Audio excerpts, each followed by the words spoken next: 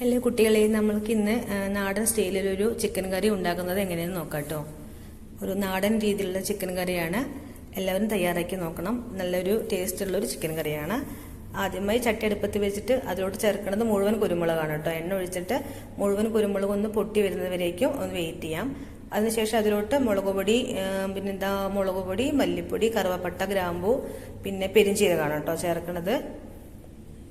ഇത്രയും പൊടികളൊന്ന് പച്ചമണം മാറുന്നവരേക്കും നല്ലോണം ചുവക്കനെ വറുത്തെടുക്കണം കേട്ടോ.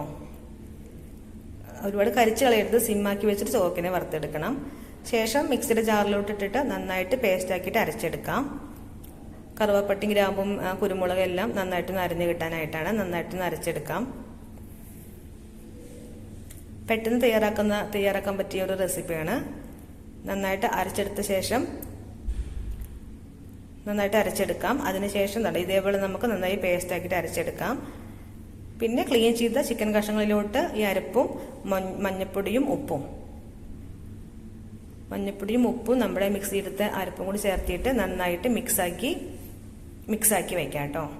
മിക്സ് ചെയ്തിട്ട് ഒരു കുറച്ചു നേരം വെക്കുന്നത് നല്ലതാണ്. നമുക്കതിൻ്റെ അരപ്പെല്ലാം അതിലോട്ട് ഇറങ്ങാനായിട്ട് നല്ലതാണ്.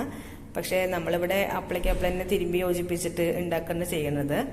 കാരണം വെച്ചാൽ ഡ്യൂട്ടി എല്ലാം കഴിഞ്ഞ് വന്നിട്ടാണല്ലോ നമ്മൾ ഫുഡൊക്കെ ഉണ്ടാക്കാനായിട്ട് നിൽക്കുന്നത്. അപ്പോൾ നമുക്ക് റെസ്റ്റ് ചെയ്യാൻ വെക്കാനുള്ള സമയവും നമുക്ക് കിട്ടാറില്ല കേട്ടോ. പക്ഷെ നല്ല രുചിയുള്ള ചിക്കൻ കറിയാണ്. നല്ല കളറായിട്ടുണ്ട് കേട്ടോ. നമ്മൾ പൊടികൾ വറുത്തതിൻ്റെയാണ് ആ കളറ് കാണുന്നത്. കുറച്ച് വെള്ളം ഒഴിച്ചിട്ട്, കുറച്ച് വെള്ളം കേട്ടോ, ഒരുപാട് വേണ്ട.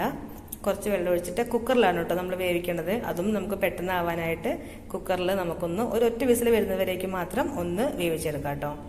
2-3 വിസിലിൻ്റെ ആവശ്യമൊന്നുമില്ല, ഒരൊറ്റ വിസിൽ മതി. പിന്നെ എന്താണെന്ന് വെച്ച് കഴിഞ്ഞാൽ വിസിൽ പോണവരേക്കും വെയിറ്റ് ചെയ്യേണ്ട ആവശ്യമില്ല കേട്ടോ. കുറച്ച് വെള്ളം മാത്രം ഉപയോഗിച്ചിട്ട് ഒരു വിസിൽ വരത്തക്ക രീതിയിൽ നമുക്കതൊന്ന് വേവിച്ചെടുക്കാം. കുറച്ച് വെള്ളം മതി. കുക്കറിൽ ആവുമ്പോഴും വെള്ളം അധികം വേണ്ടല്ലോ. പിന്നെ ചിക്കനിൽ നിന്നും വെള്ളം ഇറങ്ങാൻ ചാൻസ് ഉണ്ടല്ലോ. അപ്പോൾ കുറച്ച് വെള്ളത്തിലൊന്ന് വേവിക്കാം. പിന്നെ ഇതേപോലെ നമുക്ക് ഒരു കയ്യിൽ കൊണ്ട് എന്തെങ്കിലും കൊണ്ട് അതിന് വിസിൽ മുഴുവൻ കളയാം കേട്ടോ.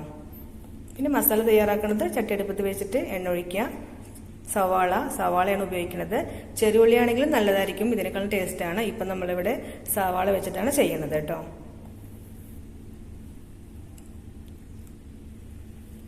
സവാളയും പച്ചമുളകും വെളുത്തുള്ളി, ഇഞ്ചി ചതച്ചതും അതെല്ലാം ചേർത്തിട്ട് നന്നായിട്ട് ചുവക്കനെ നമുക്കൊന്ന് വറുത്തെടുക്കാം.